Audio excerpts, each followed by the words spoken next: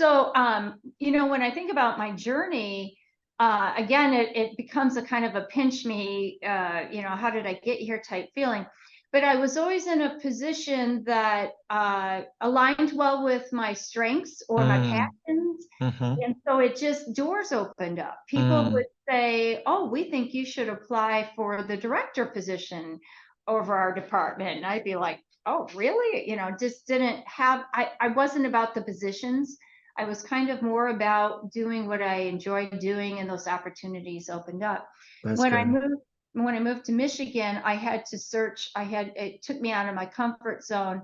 I was at Joliet Junior College for 24 years, had a Mm, life change, a divorce, and moving to a new area. mm-hmm, Um, and so I was able to connect with Gunder Myron, who's one of the advisors of the DCCL program, and he mm, was teaching at the time, and got in at Wayne County.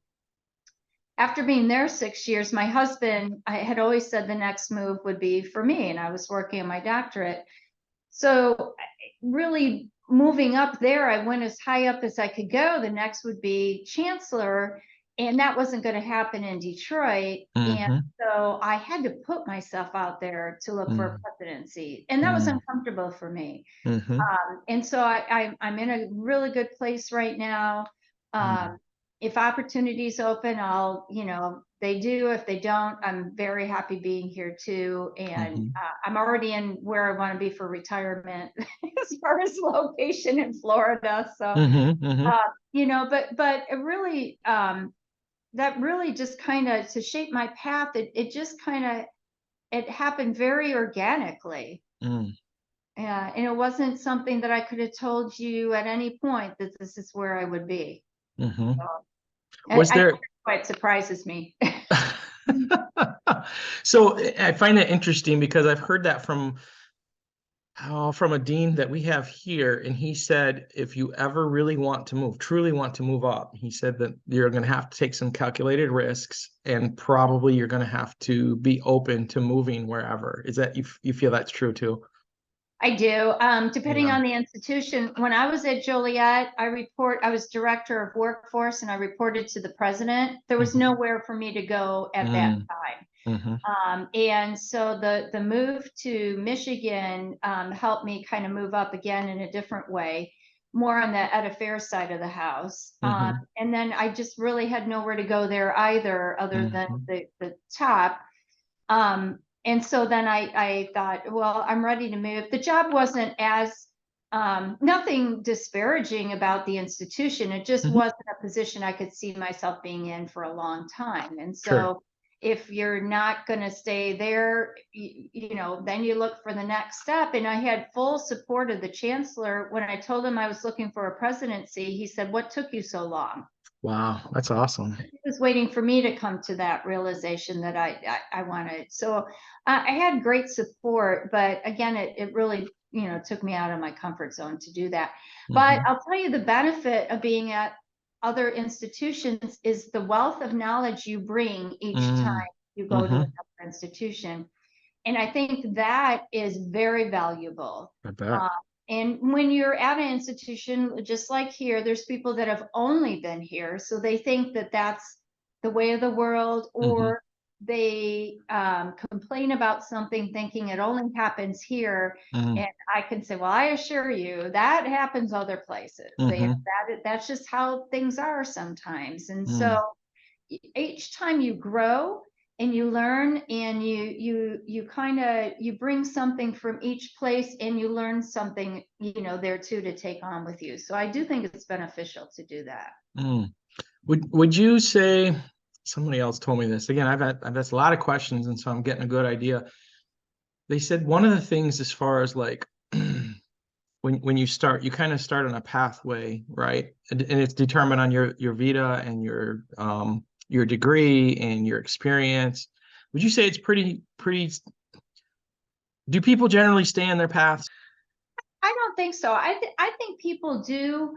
I think it's those transferable skills or those innate talents that can go across different areas. I started out in student services. I was registration, I was frontline helping students. Then I went to workforce development. I was writing grants and doing something totally different. And then in Detroit, I was on the ed affairs side and doing curriculum development and scheduling.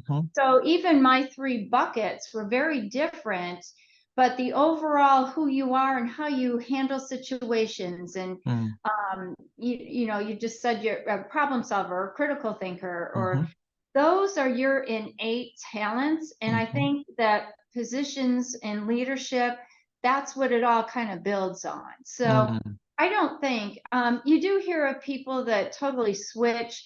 Like, for example, at Henry Ford, their president was a pilot. And he was involved. I thought he was a pilot, and then I think he was also a lawyer. And so he, all of a sudden, he's in, you know, president of community college. So you see those types of transitions as well. And when I moved to Detroit and I was looking for a job for a short time, I was consulting with a guy who did the semi-trailers that the sides expand and you can do things on the inside. So like the Detroit Institute of Arts, DIA, he had done one for them, commissioned. So you could go in this trailer and do different interactive activities. And so he wanted to do a fleet of STEM trailers to take across Michigan and be able to educate students, could have interactive. Very cool. So I was helping him with that for a bit. And it was fine. It wasn't anything. It was only a few hours a week. But community colleges, I know where my scope is, or I know where I may be able to do this other places, but I know that I'm most successful in this environment. So I think maybe knowing where your skills can really make an impact with the environment that you're in might be the other part of that. So. Okay. Interesting. If you have your skill set and you're not in an environment that's maybe conducive to what your real passion is, or you're just doing it, may not be the same as if you were in an environment that really makes you whole. With that being said, like what kind of skill, you know, did you recognize that like, okay, this is the skill or this is the area that is going to kind of push me forward? And maybe you didn't even recognize it, you just did it, and then later you realized like, okay, I'm pretty good at that thing. So I'm trying to get a snapshot of like from all of the presidents, like what is it? I would, there's probably a couple, I've got a couple of things I want to share with you, and I don't want to forget that, but I would agree too, speaking in front of people. That is a skill. Anytime I tell my father that I'm doing that, he says, well, you did not get that from me, because I'd be petrified to speak in front of a group of people, where to me it comes naturally. So sometimes it's maybe you don't know that others may not be able to have that ability to do that, to talk in front of a group of people. So I do think that's one thing. I also learned not too long ago doing Myers-Briggs, and I've done that throughout the years, that the last time I took it, I was an introvert. And so I don't need to thrive off of being in a room and being with people. I'd be just as well being home in my sweats, reading a book or something. But because of the role, you do it. If I'm in a room, I'm networking, I'm talking. It's not that I dislike it. It's that it probably drains me versus fills me. And so I know that about myself, but I'll do it.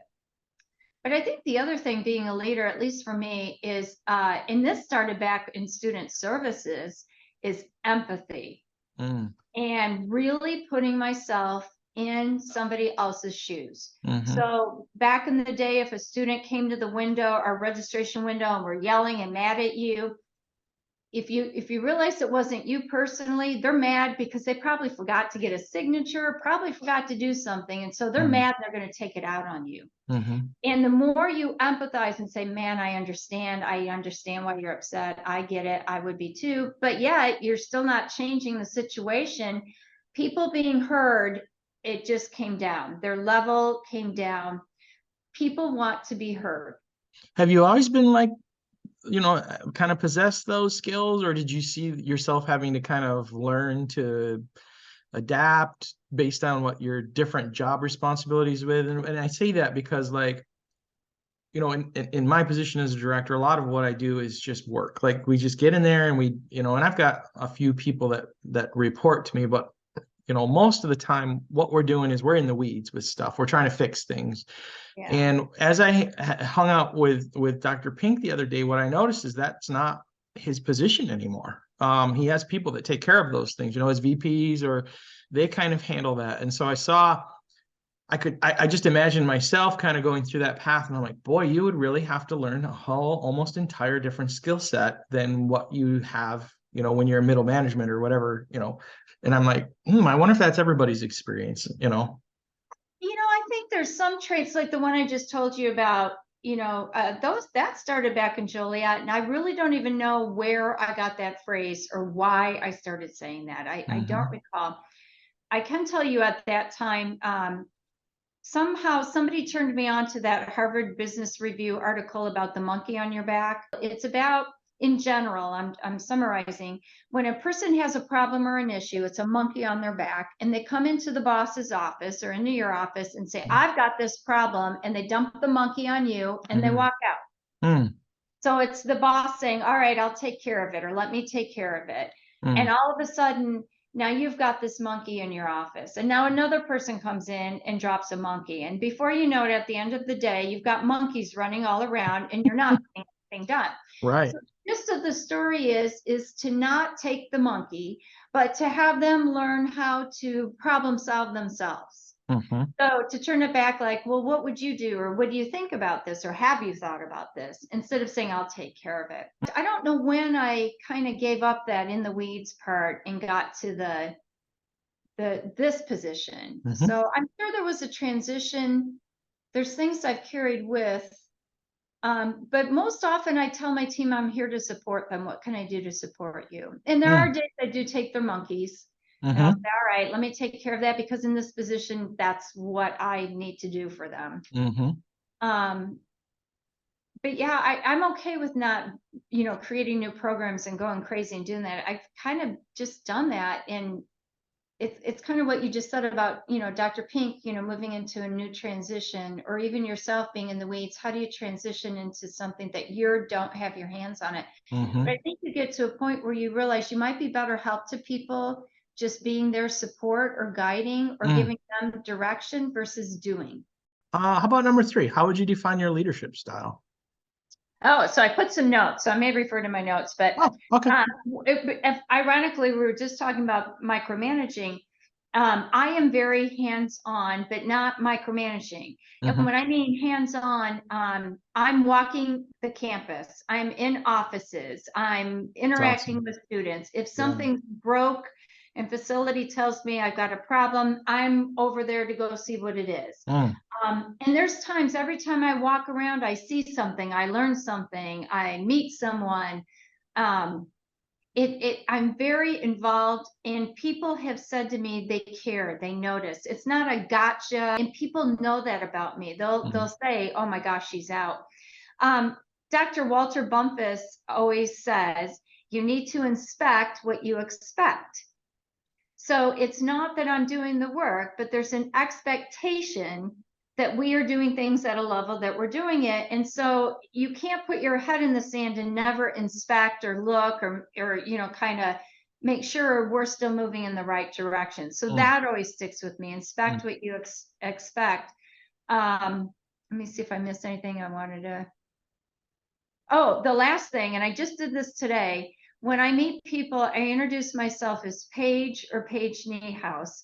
I don't introduce myself as doctor, and I don't introduce myself as my title, because I want to connect with people.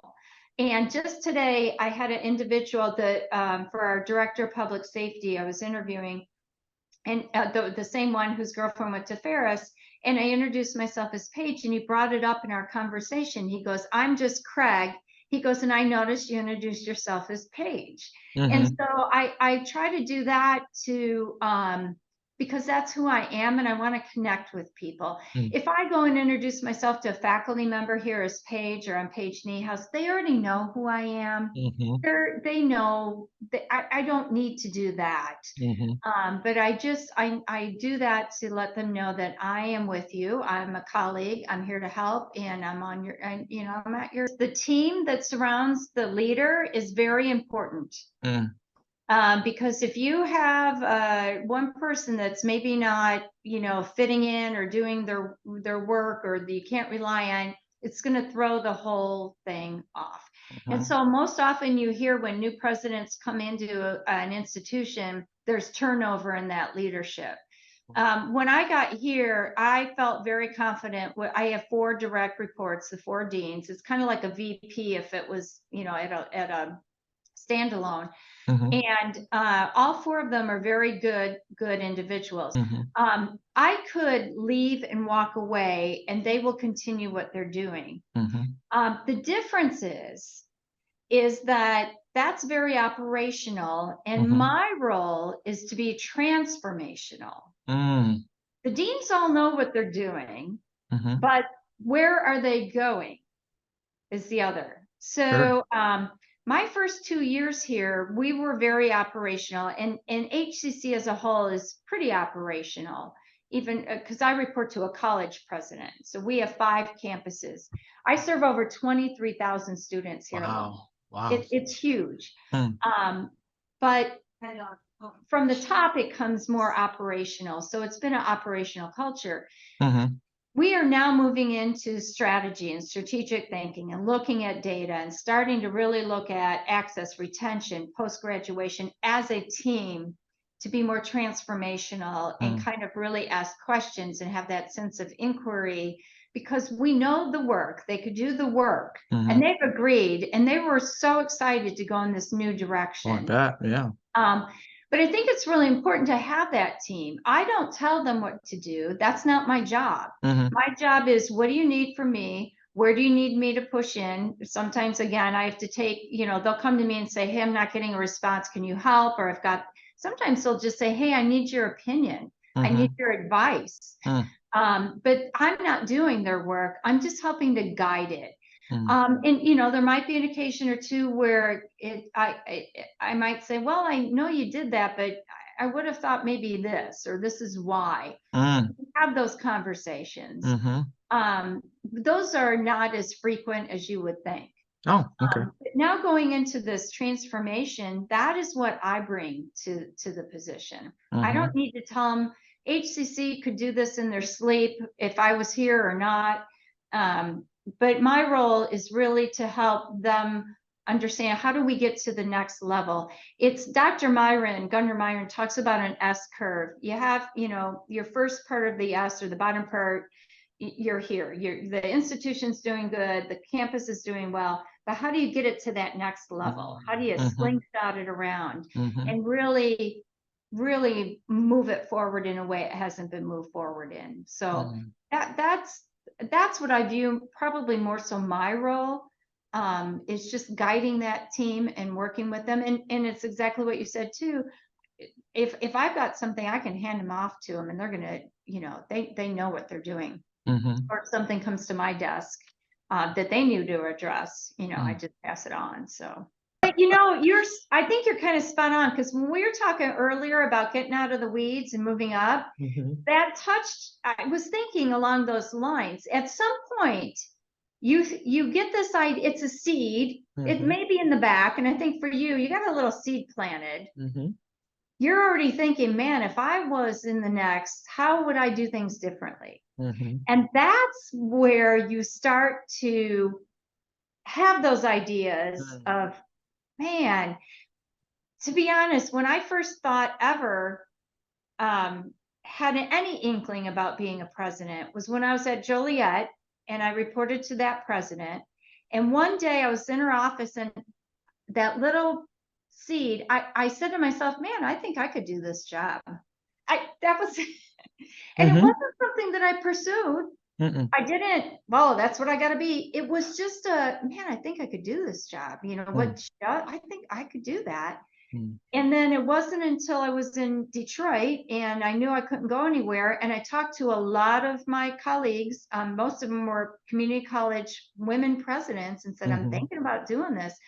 And they genuinely said, Paige, you'd be good at it. You could do this. And that's when I made the decision. And as I said, the chancellor was like, well, it's about time.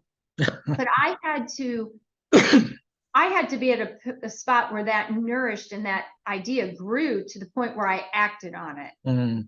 Same with the doctorate program. I knew I wanted to do it, but it wasn't I had to get to that time where it was, okay, I'm going to do this. I'm going to jump in and do it.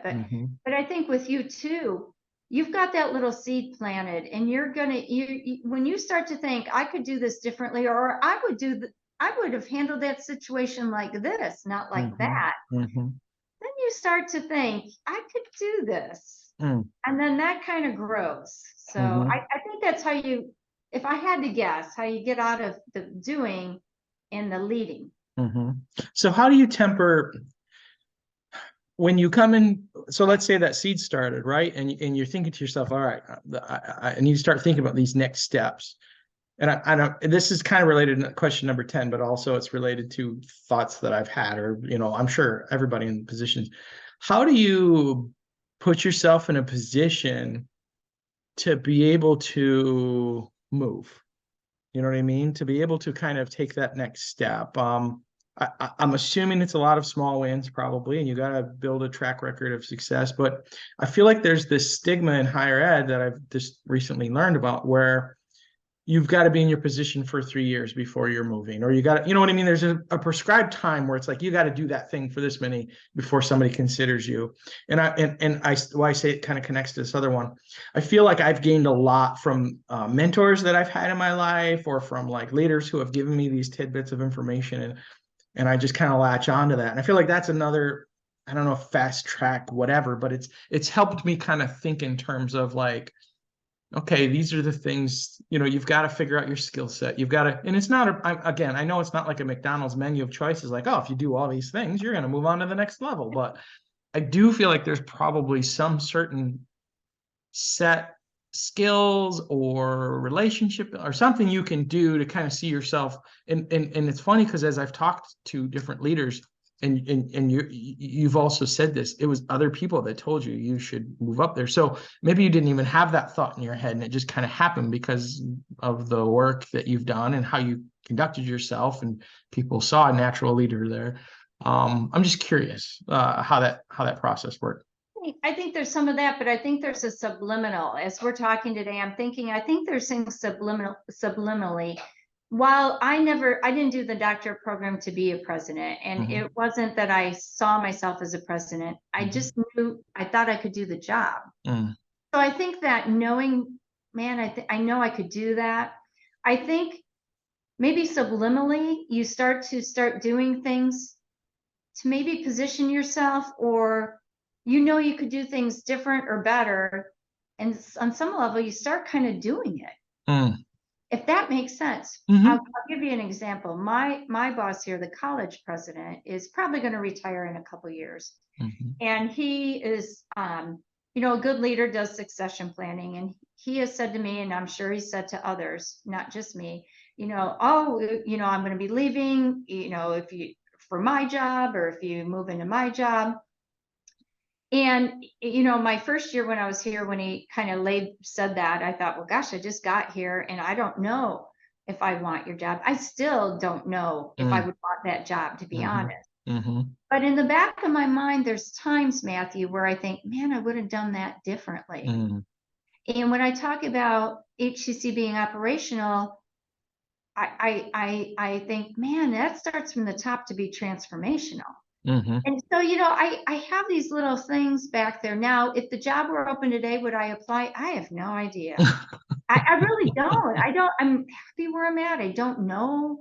I have to really, I think he's got a couple of years yet, so I've got some time. But my point is, I think you start realizing how you would do things different, and you start preparing you start moving in that direction because you see opportunities. Mm-hmm. And if you're a leader, you want to keep moving forward, and you want to keep doing things. Mm-hmm. And if a position happens to be that moving forward, that's just how it happens, Mm-hmm. which sounds very frivolous, but Mm. if I want to be transformational and I want to make a difference, that's what I first want. Then how do I do that? Yes. And then maybe it's a position that goes with that. Mm. Maybe it's the back door. It's not the position that comes first. It's the work that comes first, and the position opens up, or the opportunities open up, or you find yourself like I did, saying, I've got to put myself out there Mm-hmm. because I know what the work is that I want to do. What advice would you give to emerging leaders who aspire to reach a leadership position within a college? I think number one, I think there's a few things, to be honest. Network, build relationships with everybody in the institution. Mm. If there's an area that you're not maybe as strong in and you want to learn more about, find out how to be more engaged, and or do it outside of your institution. Mm-hmm. I did my fundraising I was on foundation boards in the community. And that's how I could talk about fundraising when I interviewed. I didn't do it in my job, but I did it outside of my job. So don't always think everything's got to be job related. You just want that skill set. And how do you get that skill set? Talk to people and share with them your interest in advancing. You will find more people are interested or happy to help you on your journey than to hold you back. Really? That's awesome. And the more people that know you're looking, it's a small world, especially community colleges. They can advocate for you, or they can let you know of an opening, or they can speak on your behalf. Wow. So, it does not hurt to let people know when you're looking, because that's your network, and that's the biggest connection. So I think that is really true. I think for a leader, always be a lifelong learner. I'm trying to learn Spanish right now because we're in HSI, and we have 40% of our students are Hispanic, Latino, and I don't know Spanish, so I'm trying to learn Spanish. That's awesome. But always connect, always grow, and be humble. I think sometimes the grace to be humble is sometimes overlooked, and it's really a true value, and it's one I have to work at. But it is just really a good characteristic. If humility and empathy, to me, are the two that I stand on, or that I try to stand on. Wow. Well, thank you. That was awesome. I'll stop recording here.